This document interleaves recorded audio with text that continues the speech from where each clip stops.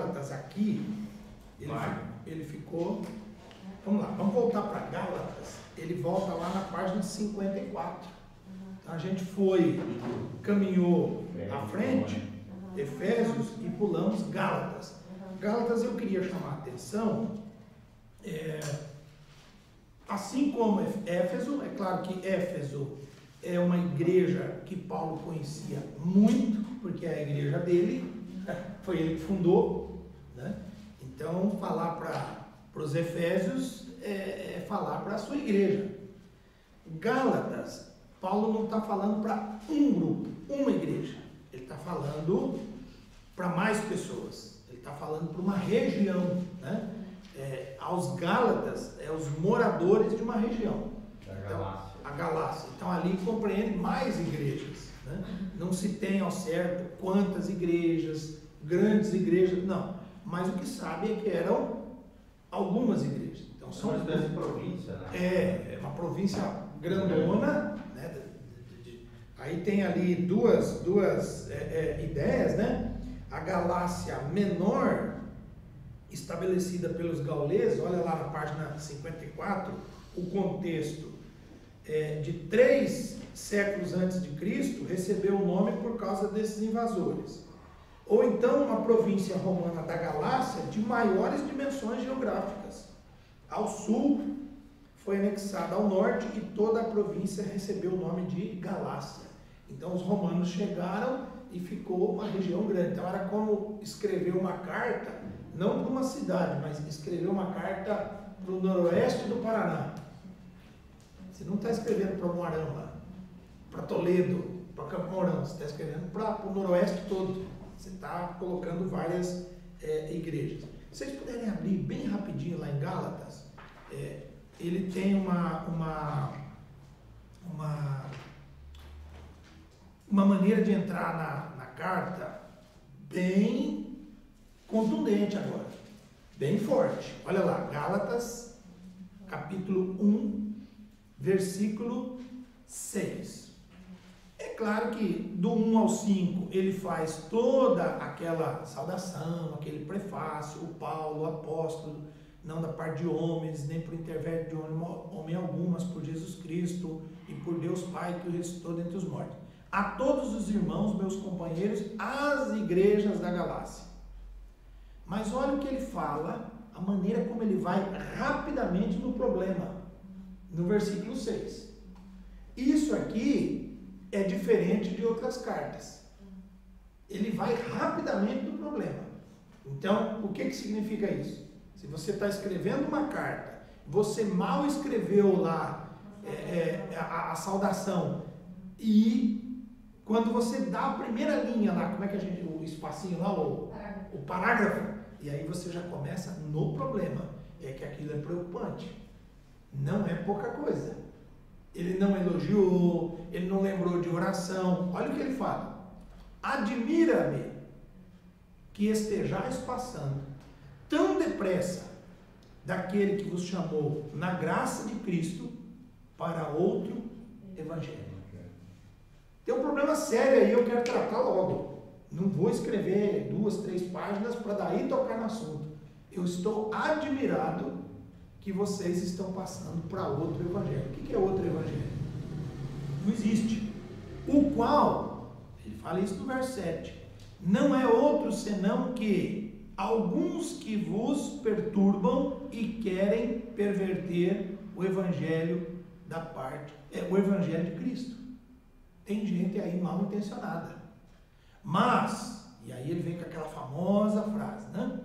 Ainda que nós, ou mesmo um anjo vindo do céu, vos pregue evangelho que vá além do que vos temos pregado, seja anátema, né? Seja sem valor nenhum, maldito. Seja maldito, não signifique nada, seja uma coisa amaldiçoada. Aqui ele está falando dos filósofos ou ele está falando dos próprios cristãos? Não, é gente dentro da igreja.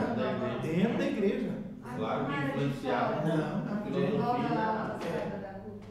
Não. Gente dentro da igreja.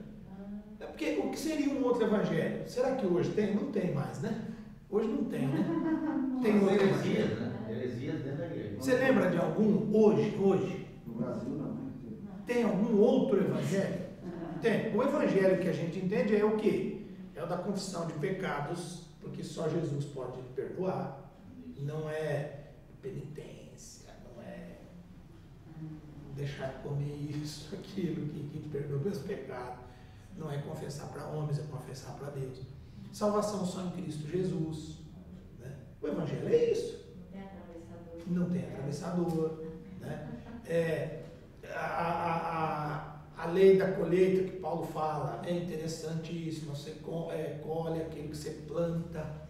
Então não adianta barganhar, não adianta isso. Tem pessoas que querem apagar de um jeito o seu passado, que ele não tem responsabilidade nenhuma pelo que ele fez. Ué, mas como? Não, Cristo me perdoou. Perdoou seus pecados, infeliz.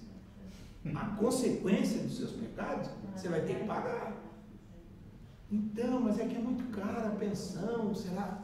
Já ouvi isso aí de irmãos dentro da igreja. Ele querendo justificar com o pastor o não pagamento da pensão de 2, 3 crianças, de 2, 3 relacionamentos lá atrás, que agora ele é crente. Que absurdo. Não, como é que é isso? Espera aí, explica de novo, não entendi. Pastor, eu vivia nas trevas. Eu não conhecia isso. E daí, eu não posso pagar por isso. Meu filho, Deus perdoou teus pecados. As crianças não têm culpa nenhuma. Infeliz, você vai deixar esse peso todinho nas costas da mãe? Você não tem noção do que você está falando? E o cidadão justificava que ele queria fazer que R$150 por criança era muito. Né? 3 crianças. Então, rapaz, você não tem vergonha na cara, né? Falar o português bem. Mas ele ainda pode encontrar um local que venda apoio da Praia do Cristo. Mas aí é outro evangelho. É outro evangelho. Encontra, né? Encontra. Infelizmente hoje a gente encontra de tudo. Mas ó, o Paulo está aqui. Já nesse tempo falando. Nesse tempo, tem aí na região da Galácia um outro evangelho. Outro evangelho. Exatamente. E ó, ele é claro. Atenção, gente. Esse dia deu um escândalo, né, na Assembleia de Deus. Um professor da escola, um escritor de um livrinho de escola bíblica para adultos, escreveu uns temas totalmente marxistas, esquerdistas e tal, deu um bafafá na CPAD lá. Acho que não fizeram uma revisão, sabe? E publicaram. Publicaram e o povo ficou revoltado, principalmente os mais antigos. É outro evangelho. Né? Proibiram a revista de sair em vários lugares. E o Paulo, ele é muito claro quando ele vos perturbam, querendo perverter o evangelho, mas, atenção pessoal, ainda, vocês aí da Galácia, ainda que eu, quando ele fala nós, né, ou um anjo, vindo do céu, vos pregue evangelho que vai além do que vos temos pregado, não serve. Imagina um anjo, se um anjo aparecesse para pregar eu ia querer pelo menos ouvir, tirar uma selfie com ele. Mas o Paulo está falando, nem que seja um anjo, vocês não deem ouvidos. Ele é maldito. Você imagina? Olha a autoridade que Paulo chama sobre si. Nem que eu ou outra pessoa pregue, além, não serve. Ele saiu da essência, né? Ele não sai dessa essência. A essência é essa. Qual que é esse versículo, professor? É Gálatas 1, 7. Ao 7, né? Do 6 ali nós já estamos até o 8. E concluindo no 9. Assim, como já dissemos, agora repito, se alguém vos prega evangelho que vá além daquele que recebestes, seja maldito. Né? E aí ele vai falar dele, é interessante ali a partir do versículo 10, procuro eu agora o favor dos homens ou de Deus? Procuro agradar a homens? Se agradasse ainda a homens, não seria servo de Deus. Faço-vos, porém, saber, irmãos, que o evangelho por mim anunciado não é segundo o homem, porque eu não o recebi, nem o aprendi de homem algum, mas mediante revelação de Jesus Cristo. Pronto. Quem me ensinou o que eu estou falando foi o próprio Jesus.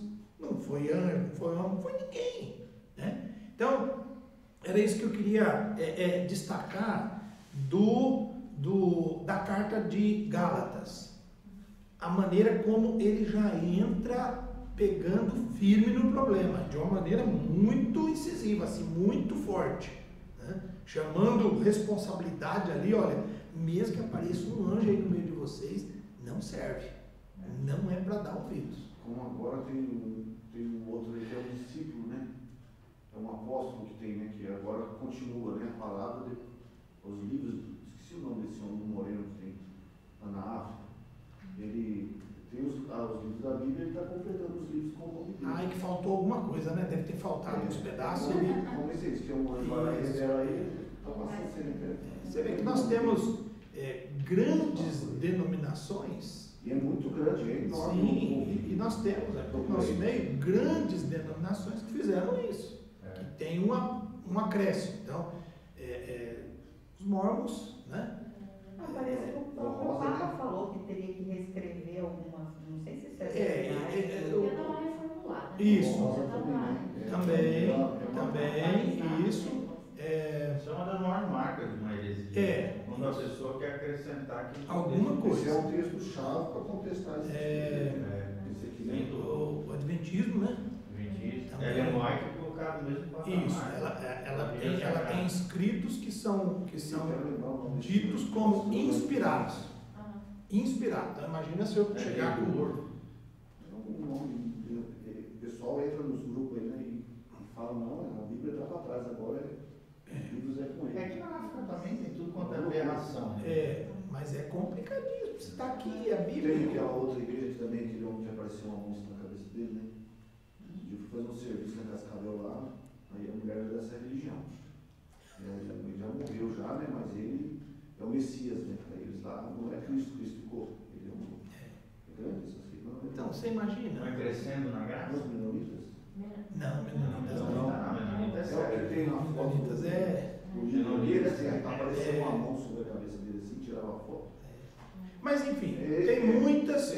Nós podemos ficar evangelhos, né? Isso, podemos ficar preparados que isso sempre vai surgir. Sempre vai ter. Sempre vai surgir. São os falsos cristos. Os falsos profetas. Mateus 24. E sempre vão ficar assim, de tempos em tempos. Se levantando. Se levantando. mais propícia, né? Que tá próximo. Isso. Aí sim, né? Aí é o momento certo. Você vê uma época como essa que a gente vive hoje, de pandemia, de não poder abrir a igreja, das pessoas estarem sem comunhão, afastadas uma das outras. Olha que facilidade para alguém se levantar nos meios de comunicação, na internet, um canal no YouTube, não sei o quê, e vir com... Tem até uma série no Netflix que fala sobre isso, Messiah, não sei se você já viu, que justamente pega essa vamos dizer assim, essa ideia da messianidade, aí pega um jovem lá árabe, no meio aqui dos Estados Unidos, e aí ele vai e começa a fascinar as pessoas e tal, até pastores de uma igrejinha no interior. Mas quando vê, mobiliza o país inteiro em função do cara, o cara caminha sobre as águas e tal. Olha, então tem que ter uns milagres, né? Tem que ter uns milagres. Se ele fizer uns milagres, então... E é justamente uma crítica, né? A essa ideia messiânica, onde essa ideia, se não houver discernimento, pode fazer com que uma pessoa mal intencionada se aproveite dessa lacuna religiosa e espiritual, vamos dizer assim, e surja como um falso profeta. E esse momento que a gente vive é propício, é confortável para surgir um grande homem, um salvador, que tem uma direção. Eu tenho uma nova palavra. Eu gosto dessa frase. Quando o cidadão vem, eu tenho uma nova palavra, meus irmãos. Como é que é? Deixa eu ouvir bem, uma nova palavra. Nossa palavra é velha. Nossa palavra é antiga, tem 2000 anos nossa palavra. A mais nova tem 2000 anos. Né? É claro que a interpretação, a dinâmica, o Senhor fala, o Espírito Santo fala agora, hoje. Ele é totalmente meu. Ele sabe dos meus problemas, das minhas limitações, do que eu estou passando. Então ele vai pegar a palavra e impactar no meu momento. Mas não me venha a nova palavra. Não existe nova palavra. O Evangelho é isso. A Paulo revelação já está fechada. está fechada. Né? O que nós temos é uma iluminação. Iluminação, o Espírito Santo chegar num coração que está passando por uma luta e acalentar com a palavra naquele dia, naquele olha aqui. Todo mundo aqui já deve ter lido e falado assim, parece que esse trecho aqui foi escrito para mim, para hoje, pelo que eu estou passando agora. Ótimo, essa é a viva, é a palavra viva. Mas esse negócio de nova é complicado. Nova, sempre que surgiu uma heresia, foi em cima de novidade. Foi alguém trazendo uma novidade. Agora a partir de agora é assim. E com isso surge uma heresia, e grandes heresias, como essa que você falou, esses exemplos da África e outros lugares, surgem por conta disso. Alguém achar novidade, não, porque isso aqui já está velho, está ultrapassado, eu tenho que acrescentar. Eu tenho que colocar. Você imagina que disfarçatez com a palavra de Deus, o cidadão se dá ao propósito de, não, deixa eu colocar um capítulo a mais aqui, ó. Você imagina, gente? Deixa eu colocar um livro a mais nos livros do Novo Testamento. É um absurdo. Não tem como. Não tem. Então, Gálatas, vamos voltar lá para... nós já fomos Filemão, Efésios, página 60. Página 60. Nós temos 3 cartinhas, tá? Elas estão aqui. 1ª e 2ª Timóteo e Tito, e elas se dividem como cartas pastorais, as famosas epístolas pastorais. Então nós temos as cartas da prisão, as cartas pastorais e as cartas gerais, né? As gerais, as demais, vamos dizer assim. O que seriam cartas pastorais? O que é a carta pastoral? Qual é o... Oi? Ensinamento? Isso. Na verdade, todas ensinam, mas ela não foi escrita por uma igreja ou por um grupo de igrejas. Ela foi escrita para uma pessoa. Uma pessoa. Então, ela tem um propósito específico para aquela pessoa. Debate temas da igreja, da vida cristã, da fé, do evangelho, mas o destinatário é o Timóteo. É o Timóteo. Então, as cartas de Timóteo são ricas, maravilhosas, né, profundas. Só que foi escrita do Paulo para o Timóteo. Então o Timóteo, o livro, não foi ele que escreveu? Não, é o Paulo. É o Paulo, que é o professor dele, que é o chefe dele, escreve para ele. O Timóteo trabalhava em Éfeso. A carta do Paulo não é para a igreja de Éfeso. Ele podia ler para a igreja de Éfeso, como a gente lê para a nossa igreja. As 2 cartas de Paulo para Timóteo são ricas, são maravilhosas, é a palavra de Deus. Mas ele endereçou para quem? Para o Timóteo. A carta para a igreja é a de Éfeso. A carta aos Efésios, essa é para a igreja. Mas daí, talvez num outro dia, ele foi lá no correio. E agora, esse envelope é para quem? Esse é para o Timóteo. É específico, né? Esse é o específico. Ele vai ler? Com certeza. Eu imagino que se o Timóteo, eu acho que ele leu no primeiro dia. Chamou os irmãos, chegou a carta do Paulo para mim. Mas eu quero compartilhar. Imagina, qualquer um de nós teria muito prazer em receber uma carta de um líder espiritual, de alguém que caminhou com a gente, que instruiu a gente. Eu teria prazer em ler para vocês. Olha, isso aqui é do meu pai na fé. Isso aqui é uma carta carinhosa de alguém que foi meu pastor por 10, 15 anos. Então eu quero ler para vocês. Mas a carta é de quem? A carta é minha.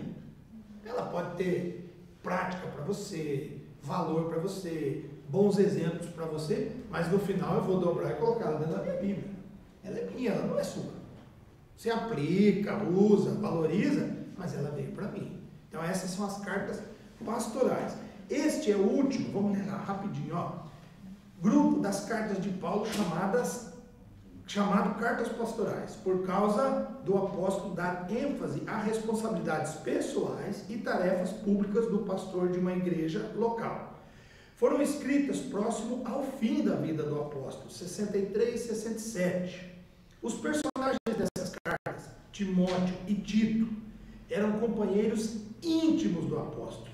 mas também eram figuras de grande autoridade, capazes de nomear outros pastores, ou pelo menos de exercerem algum controle sobre a nomeação dos mesmos. A primeira carta de Paulo a Timóteo, consiste em 6 breves capítulos. Foi escrita para o discípulo mais próximo de Paulo e em quem ele mais confiava. Vamos abrir lá, que eu gosto de um pedacinho, gente. Esse pedacinho aqui, eu me emociono quando eu leio. Esse aqui não tem como.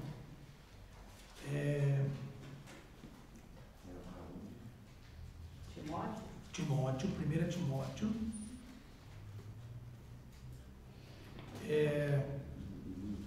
Ele se apresenta daquele jeitão, né? Olha lá, Paulo, apóstolo, mandado de Deus. Timóteo 1. Agora a gente vai para o 2. Olha o versículo 2. Olha lá, minha irmã. Para quem é a carta? No 2. 2. A Timóteo, verdadeiro filho na fé. Graça, misericórdia e paz da parte de Deus Pai e de Cristo Jesus, nosso Salvador. Então, é do Paulo para o Timóteo. Quando eu estava de viagem, é bem pessoal, olha só. Ele está relatando: quando eu estava de viagem rumo da Macedônia, te roguei permanecesses ainda em Éfeso, lá na cidade que você cuida da igreja, para admoestrares a certas pessoas, a fim de que não ensinem outra doutrina. O que ele está falando? Ele está ensinando Timóteo, eu quero que você fica aí na cidade para puxar a orelha de uns irmãozinhos aí que não são ovelhas, são bodes, cabritos, né? Que estão ensinando outra doutrina. Olha o 4. Nem se ocupem com fábulas e genealogias sem fim, que antes promovem discussões do que o serviço de Deus.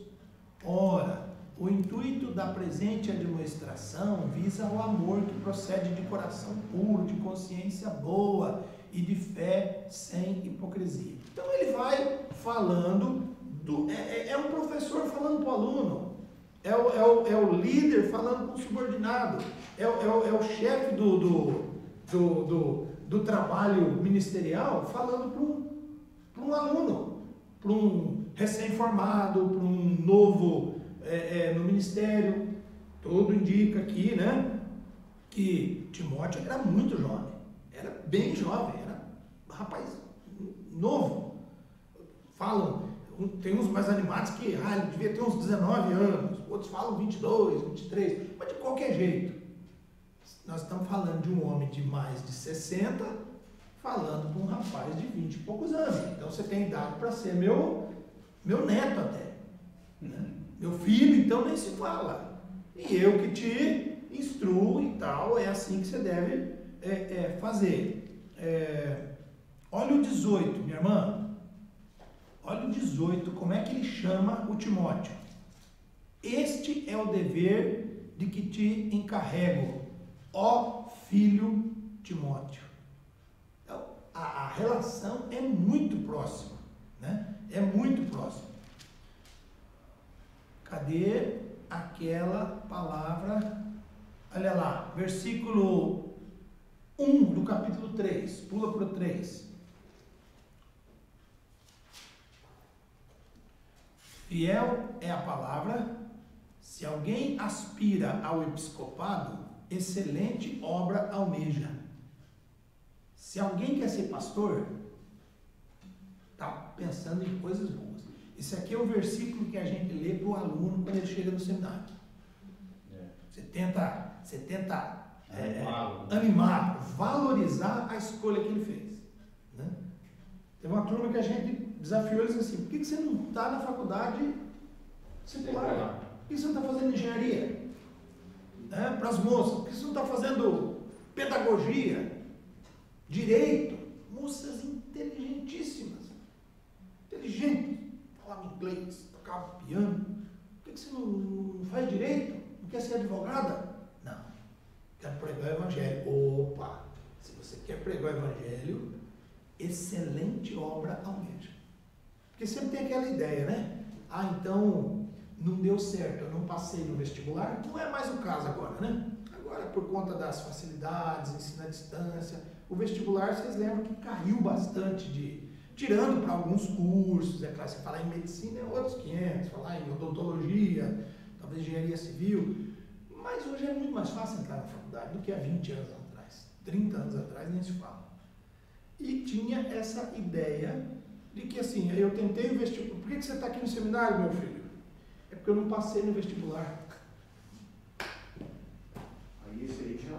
Ué, como é que pode, pastor? Aí não. Não, é que eu tentei 3 vezes. Aí não pode ler essa carta para iniciar, tem que começar com as duas. Né? É, já tem que ir na Pega uma enxada na mão e O homem não tem aonde Isso, você tem que ir na caceta. dormir no relento. Dormir no relento, não tem nada. Por quê? Se o cidadão já vem dizendo que, olha, não deu certo as minhas escolhas, não, é que eu saí do emprego, eu estava trabalhando no começo do ano. Eu me lembro de um caso que o cidadão veio porque a moça terminou o noivado. Ele tinha um namoro longo, né? Tinha muita expectativa naquele namoro, uns 2 anos. Aí ficaram noivos, né?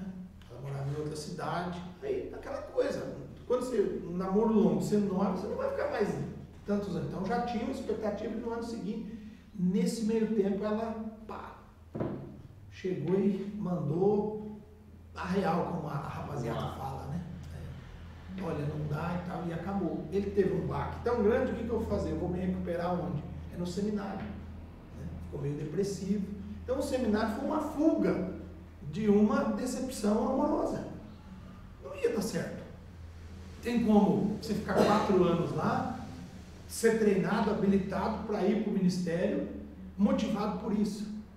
Por um noivado que não deu certo, um namoro. E a gente ouve, acompanha esse rapaz, até hoje ele não se recuperou. Não se recuperou. O seminário foi só uma, depois daquilo mais umas 3 alternativas. Tentou ser isso, tentou ser aquilo, motorista de caminhão, fotógrafo, tudo coisa bem, sem nada a ver. É fuga. Totalmente fugindo. Tem cara também que não dá certo em nada. Exatamente. Então daí. Falha de caráter grotesco. Isso. Talvez foi isso que a moça viu, né? Alguém acordou ela viu e falou o quê? O pastor diz assim, tem gente que correndo sozinho chega em segundo. Correndo sozinho chega em segundo lugar. Um outro lá, um missionário. Religioso tem muita gente. Tem muito decepcionado, frustrado. E daí essa falta de entrega, de disciplina, né? De empenho, de obediência. Porque a vida ministerial é 100% obediência. A vida de funcionário secular é 44 horas semanais de obediência. Não é? Quem vai para uma empresa, 44 horas de jornada de trabalho é 44 horas de obediência. Saiu de lá, eu me lembro de empresa que eles falavam assim, ó, se preocupe em tirar um crachá pelo menos, viu? Para quando entrar num lugar, quando se envolver em algum acidente, isso, tira o crachá e põe no bolso, que é para ninguém ver. Mas e crente? E ministério? Só no domingo agora. Não, pastor, é 24 horas por dia, 7 dias por semana, não tem como tirar o crachá. A pandemia não mudou, não. Não mudou. Você quer só quando abrir. Não, é 24 horas por dia, 7 dias por semana. E se engana quem pensa que é só o ministério, o eclesiástico, estou à frente da igreja. Não, é todo mundo. Não, e é o crente, meu irmão. O crente deve obediência. Só 24, só durante o dia, só de segunda a sexta. Não, é o tempo todo. E aí cai nisso que ele falou. Se o caráter não se molda isso, ele fica um mau caráter. Né? E é tão interessante você ler os escritos de Paulo, ele fala muito disso. Da falta do compromisso, de não matar a velha carne, não fazer morrer, né? Tem gente que não faz morrer de jeito nenhum a carne. Se você falar para ele que você tem que, vamos matar, não, mata não. Nova criatura. Não. criatura, tem que matar a velha. E eu não quero que mate a velha. Tem que deixar ela, nem que seja respirando por aparelho, mas deixa ali. Que de vez em quando eu vou lá, me visto dela e faço. Pastor, essa palavra o senhor colocou muito. Temos que fazer morrer a velha criatura. Tem um rapaz essa semana que, não, mas profetizar assim, Deus vai se incumbir. Olha, o senhor colocou, gostei muito dessa palavra. Temos que fazer morrer o velho. Bem, porque senão. A gente fica esperando, com o tempo eu vou melhorar. Eu atendi um rapaz assim, mas com o tempo eu vou melhorar. Não, nós temos que fazer morrer. Essa é uma coisa sobrenatural. Esforço, né? Isso, vai cair do céu, assim. Tem que ter um esforço, né, pastor? Claro. É tirar a responsabilidade. Empenho. E assim, dentro desse empenho, desse esforço, duas coisas chave. Disciplina, que você vai ter que se esforçar para ter ela. Disciplina para orar, para ler a Bíblia, para ir na igreja, para ter comunhão, para não pecar, para fugir do pecado, para... E obediência. Você se empenhou em ter disciplina e obediência, fechou. A gente sempre fala para os alunos, se você captar isso aqui no teu treinamento, disciplina, eu preciso de disciplina. Para quê? Cara, vê na sua vida o que não está com dinheiro. É disciplina, a gente sabe que lidar com dinheiro é só disciplina. Você pode ter uma fortuna, a gente conhece muito rico, gente que tem e que vive destrambelhado. Falta disciplina, né? E por outro lado, você conhece gente que ganha um salário mínimo, que ele paga em dia, Nós temos um exemplo. que ele vive dentro da sua... Era muito, saiu com uma fortuna e voltou sem e nada. acabou querendo Totalmente, ali faltou as duas coisas, a disciplina e a obediência. Né? E quando você é disciplinado, meu amigo, pode vir a promoção que for, pode vir o frio que for, não, eu tenho que acordar para orar. Pronto. Né? E está sensível a isso. Tem gente que não se deixa disciplinar, né? O cidadão é duro, você sabe? Assim, ele não... Parece que não tem o desejo genuíno. Não, eu sei que eu preciso dessas mudanças, né? Mas eu não quero. Não quero. Não quero. Porque quando a pessoa quer... Né? No lidar com criança, eu tenho essa experiência nos últimos anos, é formidável, né? E daí são muitas crianças, sempre por estarem num abrigo, é por conta de uma situação complicada atrás, né, de violência, de abuso, de falta disso, falta daquilo, e muitas vezes, a maioria, são indisciplinados, né, por conta do lar totalmente quebrado, arrebentado. Então, assim, não tem disciplina para comer, porque é simples. Como é que se come? É na hora e no local. Eu me lembro de criança que ele pegava um prato e ele sai comendo andando. Eu vou atrás. Onde você vai, meu filho? Não, é porque lá em casa a gente comia assim, um na sala, um no quarto, um lá fora, um no chão, um vendo televisão, um cantando. Não, mas aqui não. Aqui é uma mesona comprida. São duas mesas grandes, a menor e a maior. Então senta 20 crianças para comer. Não, é uma bagunça. Prato cai e joga o macarrão na testa do outro lá, mas é todo mundo na mesa. Então, o horário é esse horário. Tio, eu queria uma banana. Não, a banana está ali, mas não é para pegar agora, porque nós vamos almoçar em 15 minutos. Não. Então, no começo, você tem essa resistência. Só que criança é maleável. Criança é interessante, que eles aprendem. Aprendem com o exemplo do outro. Então, o outro não pega, eu também não pego. Em poucos dias está todo mundo uniforme, aquele grupo. A pena é que já sabe como funciona. Então, ao ponto de você ouvir o rosto das crianças pela janela, assim. Fala um palavrão, daí o maior, não fala palavrão aqui não. Senão o tio Silvio vai lá, vai lavar sua boca. Pega rápido. Então, ele até ensina o outro. Então, o tio Silvio, tem lá o mito lá, né? O tio Silvio vai lavar a sua boca com sabão. Pastor, desliga aí um pouquinho o som aí, porque você não pode ficar como prova no tribunal. Né? Minha irmã Minha irmã é um santo remédio. Eu já fiz isso com Não meu tem sobrinho. coisa melhor. A gente tinha um menino lá de uns 6, 7 anos, falava palavrão. Vem cá, meu jovem, vamos resolver isso aí. Peguei uma esponja nova, tinha lá na pia, novinha. O lado, ó, atenção, produzir provas aí, ó. Instruir o outro. Pega o lado amarelo, não pega o verde, não, o amarelo. Né? Você não pode ir pra lá, não? Isso. Pastor, bastante detergente, de preferência o neutro, aquele branco, neutro, não tem problema, aquilo lá não faz mal, não. Bastante sabão, bastante espuma e leva uma abençoadinha na pia. Dá na altura certinha, assim. Altura certinha. Abre, ó. Põe a língua para fora. Ah, não, põe a língua porque o palavrão está na sua língua. Aí, ó, esfregava bastante. Gospe. Vamos enxaguar, deixa o tio lavar de novo.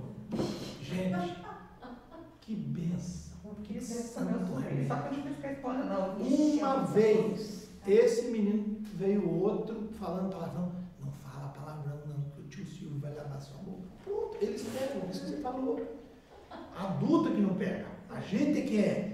Eu sou assim, eu vou morrer assim, e eu não mudo, e meu temperamento é esse. Acho que é um caso extremo isso aí, né? Tem hora que chegou as pessoas. Sim, você pede uma vez, não xinga a tia assim, não Nós xinga vamos teu. instalar uma máquina de lavar na igreja.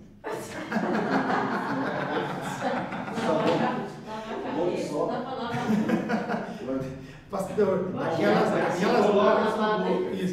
aquela que não entra na sua boca, não. Você vai colocar o irmão lá dentro. De lavanderia, né? Isso, industrial, e fecha ele lá assim. Misericórdia. Então tá, cartas pastorais, minha irmã, são isso, tá? São muito interessantes quando a gente dá uma olhada. Olha a 2, a segunda. Segunda Timóteo.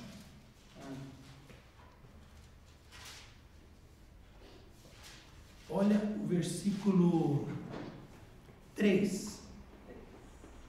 Então, de novo, é uma carta ao amado filho Timóteo. Dou graças a Deus, a quem desde os meus antepassados sirvo com consciência pura. Ei, Paulo! Dou graças a Deus, porque ó, a gente é dessa linhagem aí faz anos. Porque sem cessar me lembro de ti nas minhas orações, noite e dia. Aí o Timóteo já está chorando.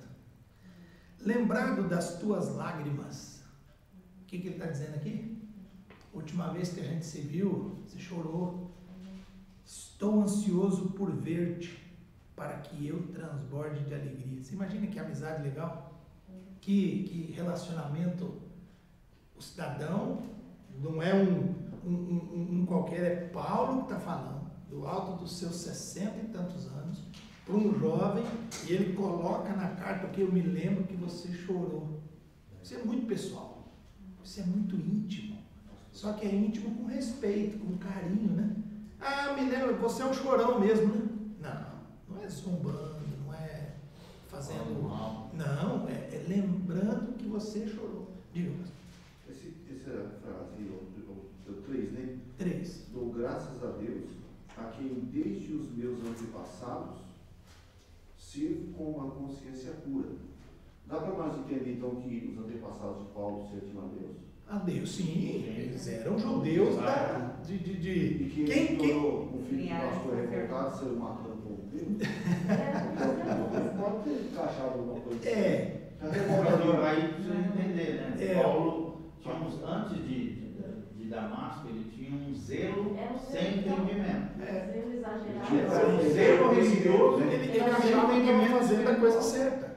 Após a revelação do Cristo, ele teve um entendimento espiritual e o zelo dele modificou.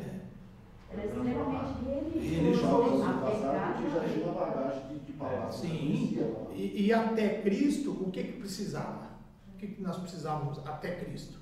Era ter esse zelo religioso, era sacrificar com perfeição, era guardar o sábado, não botar a mão em coisas contaminadas. Então isso era o modelo, era o padrão de bom religioso. Porque o Senhor lavou a boca do menino com sabão, e Cristo fez ele ficar cego. Aí quem pode escandalizar que o Senhor fez, mas pensa no que Jesus fez. Exatamente. Então tu vai ficar cego, eu vou dar um susto no outro que você é matador, o outro vai ter que orar para você. Isso. Baixinho quase morreu, não foi? Foi. Vai lá orar para aquele homem que mata. E tudo o que Paulo deixa transparecer nas cartas, é que ele tem vergonha daquilo. Sim, Ele se envergonha daquilo. sem dúvida. Né? Aqui chama o maior dos pecadores. Isso. O que seria o espinho na carne do Paulo? O que os irmãos acham que é o espinho? Essa consciência de que... Exatamente. Para muitos entendidos, né? Tem gente que fala que é problema de visão, é um problema físico de visão. Já ouvi falar espinho mesmo no pé. É espinho, mas tem muito teólogo, a maioria defende essa tese, de que o espinho é a lembrança. A vergonha. das pessoas que ele matou. Eu lembro do professor falando, você imagina a quantidade de pesadelo que esse homem tinha, por ele ser muito ativo. Você imagina ele dormir uma noite de madrugada, ele acordar aflito, lembrando do Estevão, cara. Você imagina ele lembrar da face do Estevão, aquilo vinha incomodar, e eu fui cúmplice daquilo. Eu agora estou no mesmo time dele, mas eu não podia ter permitido aquilo. Então isso cobra, é um espinho. E Jesus fala que para ele fica tranquilo, minha graça, vai em frente. Como também pode ser uma coisa literal. Isso que vem e incomoda, esbofeteia. Incomoda ele, né? Atormenta ele. Exatamente. Isso que o senhor colocou, ela bate com o que o pastor está explicando para as nós lá. E quando a gente vai pregando, vai se achando, né? Aumentou o povo, já estou com 1.000 pessoas, com 2.000 pessoas. Então Deus dava uma segurada nele. Aí o senhor falando isso aí, pode ser dele lembrando das mortes. Aí quando ele começava a se engrandecer, Deus não tirou dele os pesadelos, ele sonha para ele lembrar e voltar ao amor, à humildade. Aí ele fala que ele é o maior dos pecadores. Sou o maior dos pecadores. Poxa, Paulo, você não é o maior dos pecadores. O maior dos pecadores sou eu, cara, que eu não fiz nem 0,5% que você fez. Mas não, ele fala, eu sou o maior dos pecadores. Né? Eu preciso. Pesava a consciência. Pesava, exato. Para mim é isso. Né? Mas essas outras teses aí são possíveis. Tem vários, né? Você imagina o quanto esse homem não era perseguido por demônios? Meu Deus. Fazia um barulho, incomodava, assombrava. Sábado passado foi bonito, né? Onde briga com todo mundo, mas depois acalma para ir pedir uma oferta. Foi revoltado. Até o 7, né? Ele bate. 8 e 9 foi do sábado passado. Né? Você vê bem cara de pau, né? Esse sentido aí, né? Que ele bate forte lá, hein? Mas é um momento de revolta. Sim, né? A coisa estava descambando, lá estava indo pro né? Mas é bonito de ver a evolução, né? Tipo, eu acho que é até reconfortante, porque a gente às vezes, né, pode se espelhar e falar assim, nossa, do mesmo jeito que ele errou e ele se permitiu amadurecer e fez grandes obras de Deus, a gente também, né, tem momentos em que erra, mas se a gente se permitir ensinar e aprender... O Senhor nos eleva, Ele nos coloca em local de destaque, de honra, por mais pisada na bola que a gente cometeu. Isso é fato. Todo mundo aqui já... E tem essa humildade, tipo, eu hoje não sou perfeita e eu espero amanhã estar melhor do que hoje. Cada dia um dia de evolução. De evolução, né?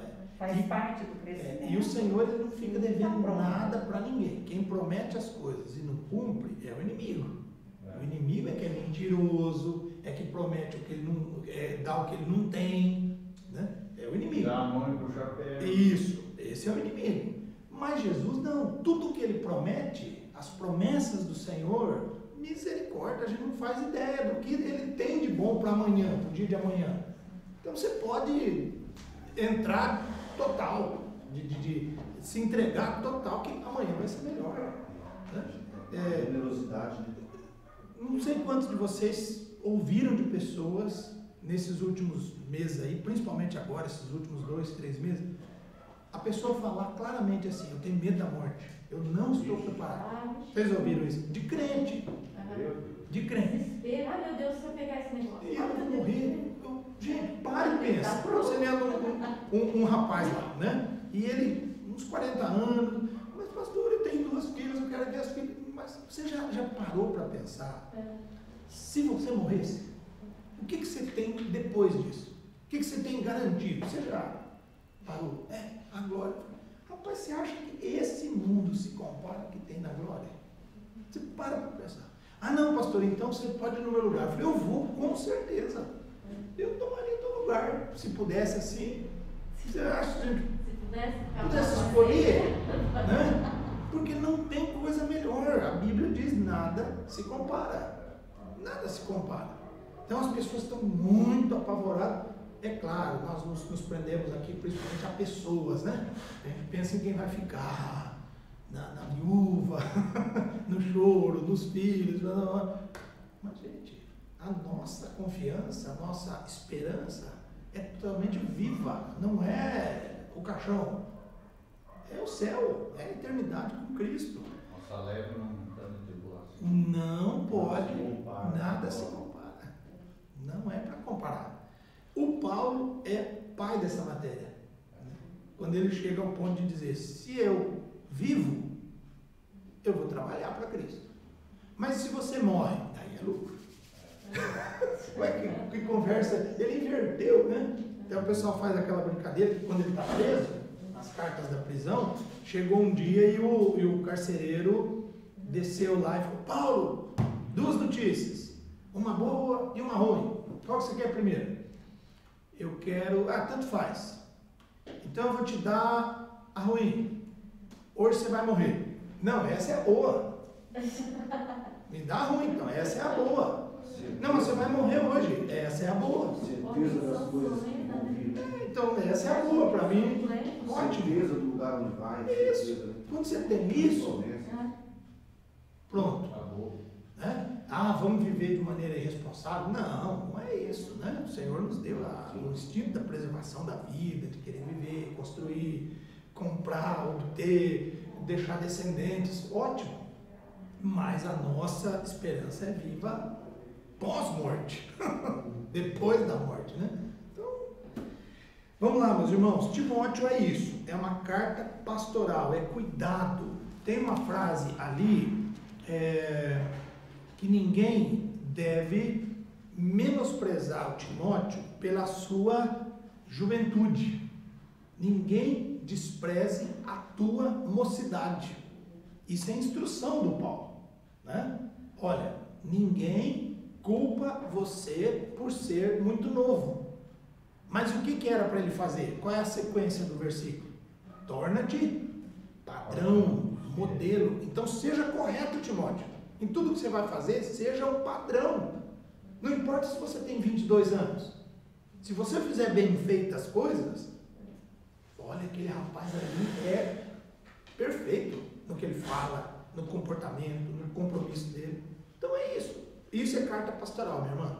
Do Paulo para o Timóteo ensinando. É claro que ela é viva para nós daí, né? O que mais que nós temos? De Tito. Vamos na de Tito? Carta do Tito. É a próxima, viu? Vira aí depois da 2 Timóteo. É uma cartinha pequena.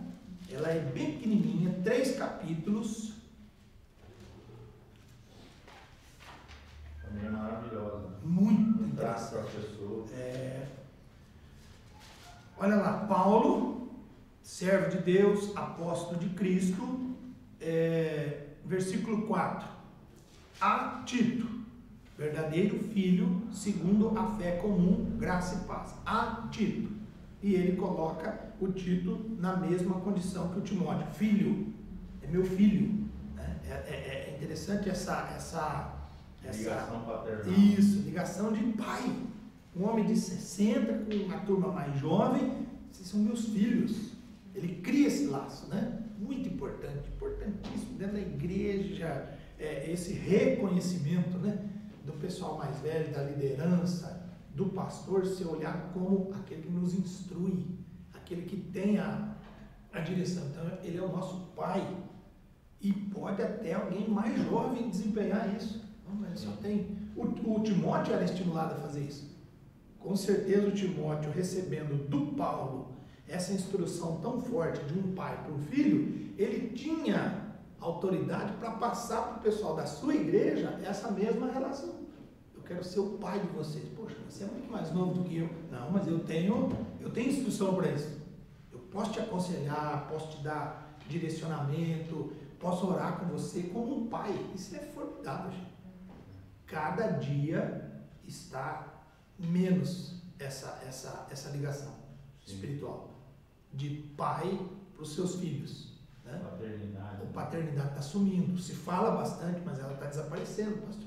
Ela está desaparecendo. E quando é utilizado no contexto da igreja, geralmente é utilizado de forma equivocada, principalmente entre pastores. É uma paternidade que suga. Isso, ela é mais de supre. Isso, ela é mais de alienação. Tem muito paizão espiritual aí que ele quer filhos, mas não, ele quer ou para se vangloriar. Isso, ou então para ser suporte de trabalho financeiro, mão de obra, para o que eu vou fazer. Então eu sou o pai de vocês. Aí fica isso aí, né? E tem até treinamento para isso, para você se habilitar, principalmente na área da psicologia, da psicanálise, para você ir lá e desvendar mesmo o que aquela pessoa está precisando, aonde que tem ali as carências. Eu quero ser o instinto de paternidade. Eu vou te dar o que você não teve quando criança, na adolescência, as frustrações. Pá, aí eu conquisto aquela pessoa. Mas eu conquisto para quê? Para habilitar ele para trabalhar no reino? Para ser mão de obra, ferramenta para o reino? Ou para ficar mais um que vai me bancar o ministério? Tem muito isso. Tem muito paizão espiritual aí que ele é um alienador. Sim. Ele traz adeptos na mente.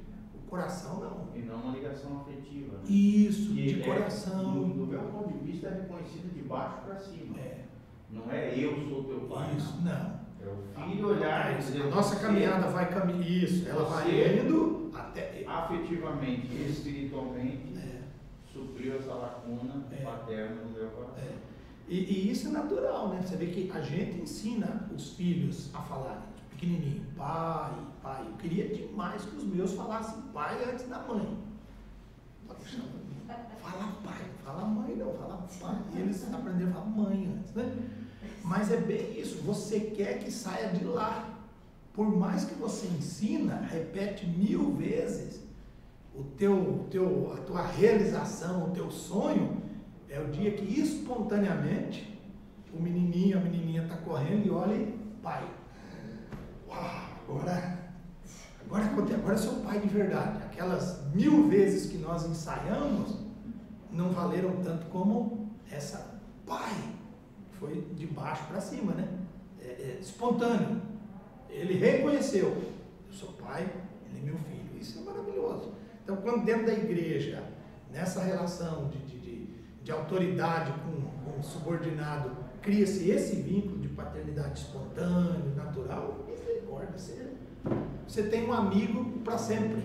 Né? Porque daí o que nos une é até mais do que amizade. É um sentimento de paternidade, né? Isso é profundo. E é uma aliança em Cristo. Né? Isso, para. E nem a distância geográfica atrapalha. Não atrapalha, exatamente. Pelo contrário. O laço afetivo Eu permanece tinha pensado nisso, numa distância geográfica. Talvez é por isso que o Paulo gasta essas palavras com essa turma aqui. Filho, você é meu filho. Né? O cidadão a 300 quilômetros de distância, que 300 quilômetros naqueles dias era como se fosse alguns dias 3.000 hoje, mais até. E ele chama o cara de filho. Está aí, você é meu filho. Né? Então, Tito é uma carta pequena, tem exortações interessantes. Olha lá o verso 10, falsos mestres, falsas doutrinas, né?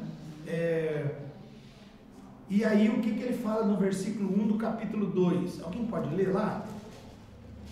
2, 1 e 2.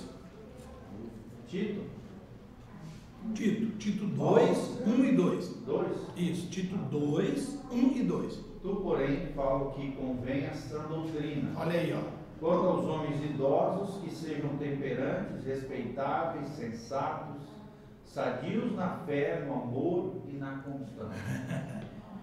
Uma voz feminina, leu 3 então.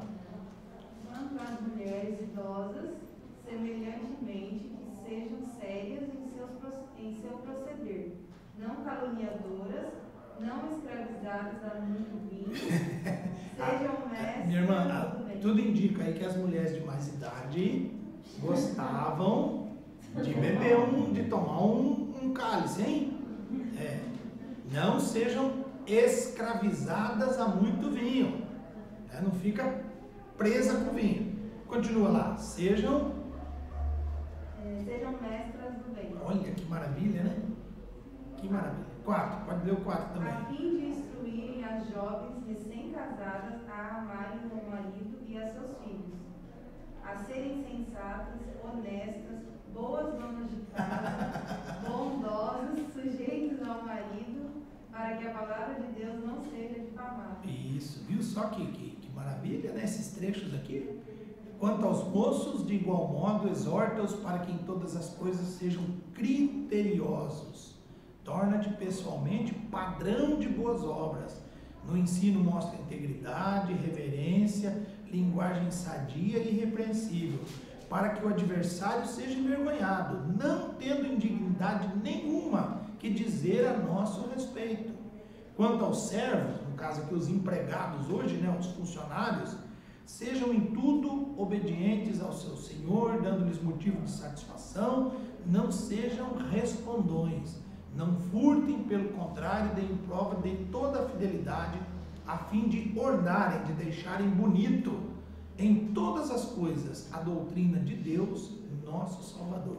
Então, conselho simples, prático do dia a dia. Você vê, falou até da ser boa dona de casa. Nos dias de hoje seria machista. Exatamente, é um termo, isso, né? Olha aí o Paulo naquela época falando pra gente, mas é claro, Paulo não está falando. Isso.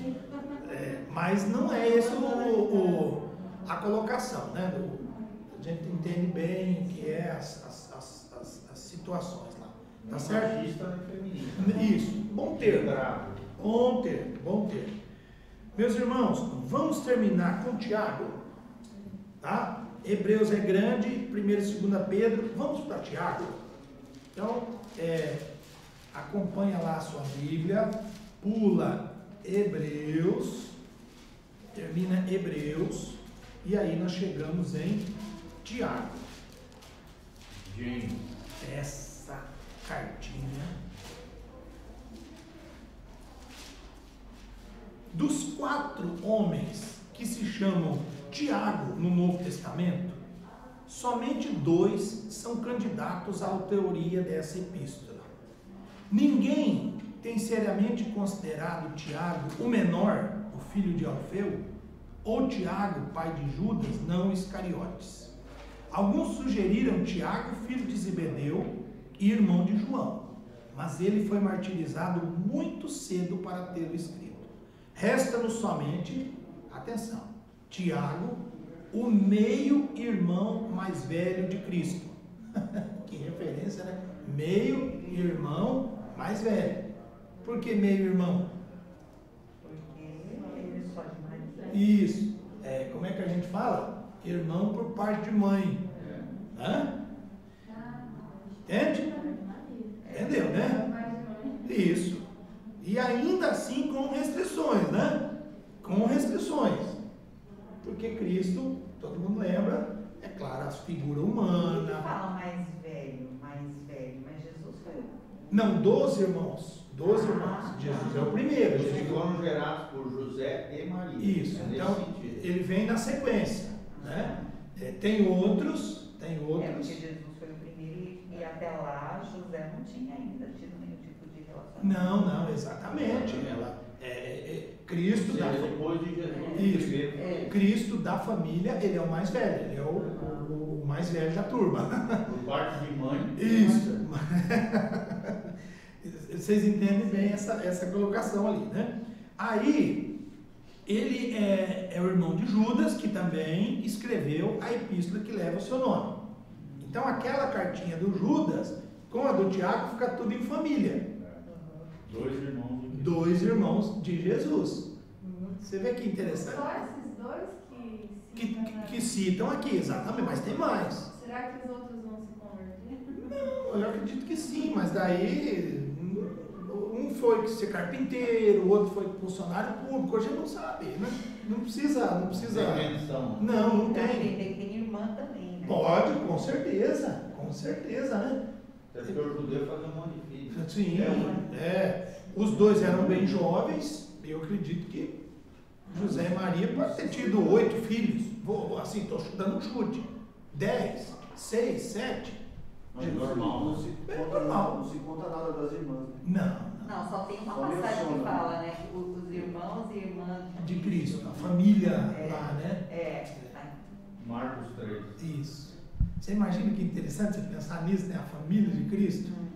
Como é que devia ser o início? Porque a gente sabe dos evangelhos, a vida adulta plena de Cristo, começando o seu ministério.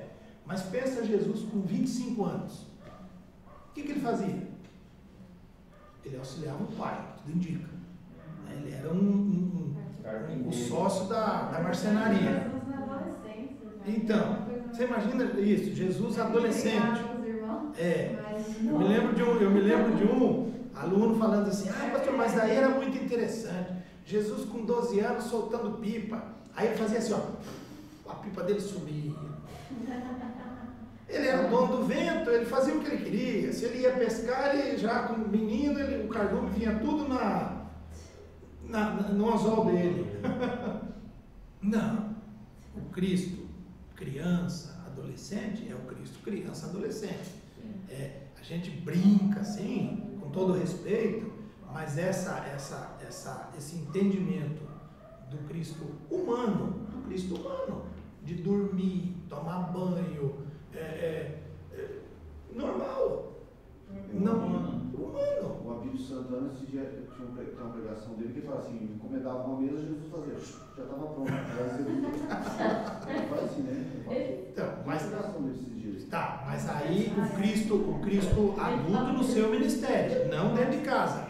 O Cristo carpinteiro. Não, absurdo. Ele tem uma pregação absurda. Mas ele está brincando. É brincando, né? Tá brincando. Não, ele coloca assim de uma forma, eles não são de ficar brincando, assim, ele coloca uma forma, ele fala isso mesmo. Mas não. Mas é ignorância. Ele Falta mexe assim, né? Porque não tem isso aí na Bíblia, né? Não. Assim, o Jesus com 12 anos fazendo milagre. Ele não faz uma alegoria, ele coloca mesmo que acontece isso, né? A gente brinca com isso, mas é algo muito sério que Isso é muito perigoso. é muito perigoso. Para Como cair Como uma casa na praia, ele fala, ele tem outra pregação dele. Eu vi essa daí. Meu Deus. Só que Cafarnaum era uma praia. Sim, Aí era um balneário. Ele dizia que Jesus era tão próximo que tinha uma casa grande na praia. Quando ele foi para lá de lá. Santa ignorância. Onde cresceu o jovem, né? Lá, com os 4, né? Quem sabe? Pastor Abílio Santana. Cara, doido. Tá. Então, Tiago, meus irmãos, tem isso. Outro detalhe de Tiago, além da autoria, os historiadores nos dizem que Tiago é o primeiro escrito do Novo Testamento. Entende? É o trecho mais antigo que a gente tem do Novo Testamento. Não é estranho? O que para você é mais novo no Novo Testamento? O que foi escrito primeiro no Novo Testamento? Marcos. Na nossa ideia, é um evangelho. Alguém tem que ter deixado relatado o evangelho, não é? Porque é o que Cristo fez, os relatos dos milagres, dos ensinos, das parábolas da caminhada de Jesus, o sacrifício de Jesus.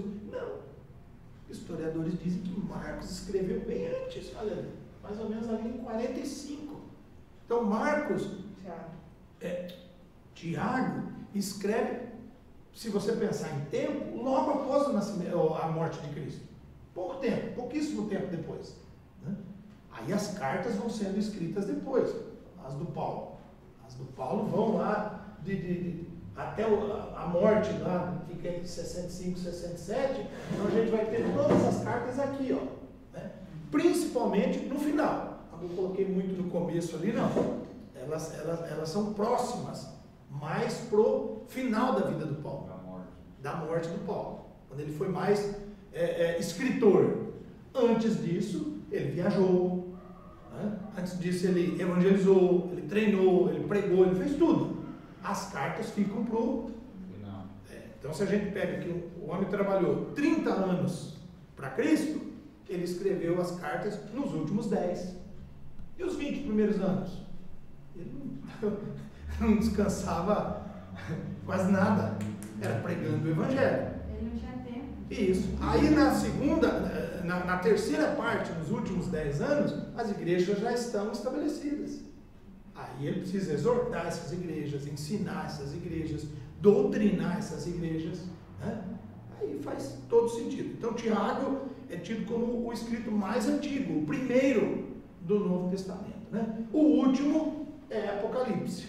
Então daí fecha aquilo que dá os 100 anos da igreja primitiva, o primeiro século da igreja primitiva. Aí nós já temos a Bíblia, E o né? cânon bíblico. Isso, nós já temos ela da maneira como a gente conhece, né? Em livros, Novo Testamento, está aqui, né? Até então, você imagina, tá, 45 nós tínhamos a carta do Tiago, 46, 48, 50, 52, como é que esse povo era evangelizado? Se não tem nada escrito, como é que era? Porque a base da nossa evangelização são os ensinos, né? A gente decora versículos, a gente dá um folheto que contém versículos, é a Bíblia. Como é que era? Como é que esse pessoal era ensinado? Tudo de maneira oral. Tradição oral, louvores, Até credo apostólico. isso, até porque nesse primeiro período você tem os discípulos A didaquê, né, que eram discípulos das pessoas, patriarcas. junta as pessoas aqui, vamos ensinar. Quem vai ensinar? Vai vir um professor aqui que é discípulo do Pedro, que aprendeu com isso. É maravilhoso. Primeira geração. Exato. Você imagina, gente? Não tem Bíblia, mas tem o Pedro. Aí o Pedro, então eu quero falar para vocês que teve um dia que a gente estava pescando e não dava peixe, aí ele mandou a gente jogar a rede assim. Aonde está escrito isso aí, Pedro? Não está escrito em lugar nenhum, está na minha mente. Eu era um dos pescadores. Uau! Pode fazer o apelo que eu estou levantando a mão já. Não precisa ler nada. Não é assim? Hoje nós temos a Bíblia. Então a gente entende o passo a passo da Bíblia para auxiliar, para ser ferramenta de evangelização por conta disso. Para a gente explicar para os outros o que é o novo nascimento, a nova criatura, matar o velho homem. Naqueles dias você ouvia do discípulo o que era matar o velho homem. A explicação vinha oral, ninguém lia para nós, né? Era oral. Então Tiago é muito disso. Tiago é interessante. Olha lá, Tiago 1:1. Tiago, servo de Deus, agora não é o Paulo, é o Tiago. E para quem que ele escreve? 12 tribos que se encontram na dispersão. Quem são as 12 tribos? É Israel inteiro. Né? Então, é um jeito que ele usou para chamar a nação toda. Como alguém falasse, eu quero fazer um discurso para os 27, né? 27 estados e o Distrito Federal. Para quem que você está falando? Para o Brasil. Todo mundo, não deixou ninguém de fora. As 12 tribos. Dispersão é o quê? Quem são os dispersos? É o judeu que está fora. Fora de Jerusalém. É o judeu que está fora. Então já vem desde lá do Velho Testamento um contingente muito grande de judeus que moram fora de Israel. Por conta dos exílios e tal, esse povo já está há muito tempo morando fora. O judeu é o povo mais espalhado do mundo. Hoje, se fizer um levantamento, tem judeu no mundo inteiro. Acho que não existe país do mundo que não tenha pelo menos uma família de judeus. Então eles estão no mundo inteiro. No mundo. Vários, todos os continentes. É claro que tem países que eles são muito grandes. Os Estados Unidos até poucos anos atrás tinha mais judeu nos Estados Unidos que em Israel. Desde 1946, quando foi povoado Israel. Agora, não faz muitos anos que Israel, pela primeira vez, passou a população de judeu em Israel a dos Estados Unidos. Estamos acabando, estamos concluindo. Mas eles são muito fortes. Aqui no Brasil tem uma colônia grande, acho que falam entre 150 e 200 mil judeus. Então é grande. Porto Alegre, Curitiba, São Paulo, né? São Paulo é muito grande, Rio, Curitiba, eles têm sinagoga em Curitiba, né? Curitiba tem, né? Tem, Curitiba tem sinagoga. Curitiba tem, é uma coisa importante para eles, cemitério. Curitiba tem cemitério, isso é muito importante. Quando eles têm cemitério, é porque tem bastante naquele lugar, porque eles precisam ser enterrados no cemitério deles. Aguardando a ressurreição. Isso, no cemitério judaico, dentro de umas regras diferentes da nossa e tal, assim, diferente, né? Você vê que por muitos e muitos anos eles foram expulsos dos cemitérios comuns. O cristianismo romano, não aceitava o judeu dentro do seu cemitério. Ele era enterrado do lado de fora, né? Então eles têm os seus próprios cemitérios. É diferente, diz que é muito bonito, muito rico, né? É um povo muito próspero, mas é diferente. Então ele escreve para esse povo.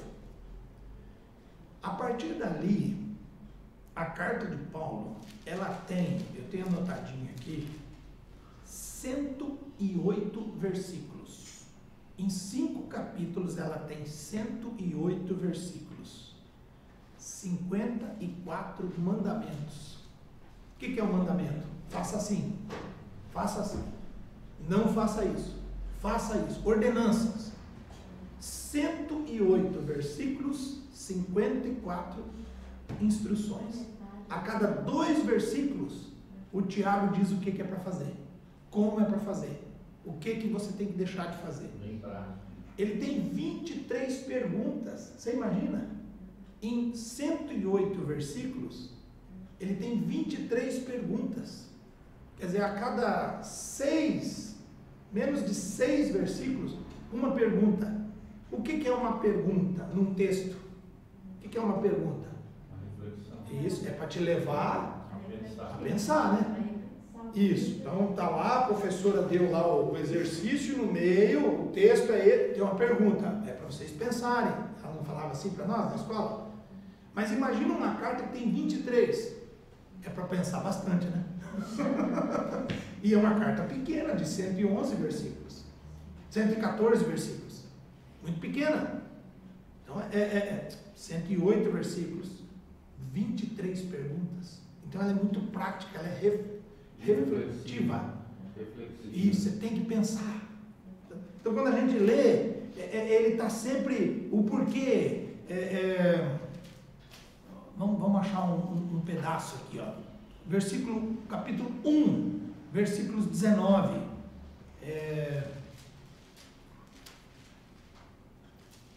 A gente podia ler os 5 a 8, mas vamos no 1, 19. Sabei estas coisas, meus amados irmãos.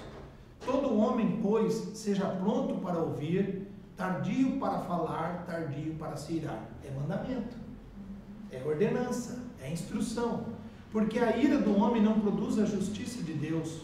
Portanto, despojando-vos, de novo, outra instrução, de toda impureza e acúmulo de maldade, acolhei com mansidão a palavra em vós implantada, a qual é poderosa para salvar a vossa vida, a alma. Tornai-vos, pois, praticantes da palavra, não somente ouvintes, enganando-vos a vós mesmos. Então, é sempre prático, sempre prático. Amém? Que Deus nos abençoe e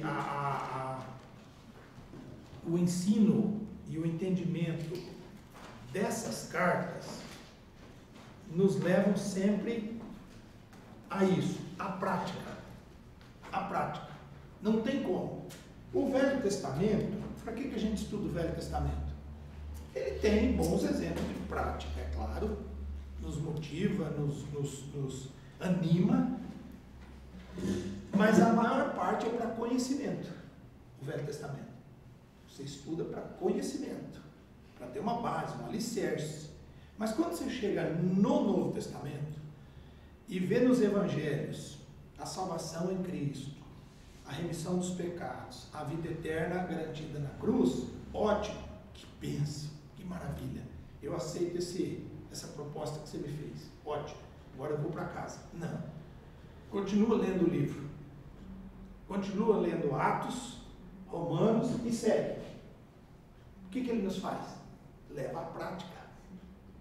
Aceitar Jesus, compreender Jesus de maneira intelectual, natural, tranquila, aqui nos meus pensamentos, essa proposta que você me fez é boa, eu aceito. Então, o que eu tenho que fazer? Levanta a mão e vem aqui na frente que nós vamos orar com você. Não é isso que a gente fala?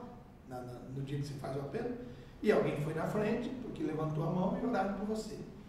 Ótimo. Mas daí? Tudo isso aqui, tudo, nos leva à prática. Não tem como daí, depois de ter recebido a oração lá na frente, ele voltar, sentar e agora? Primeira coisa, meu jovem, volta domingo que vem. Por quê?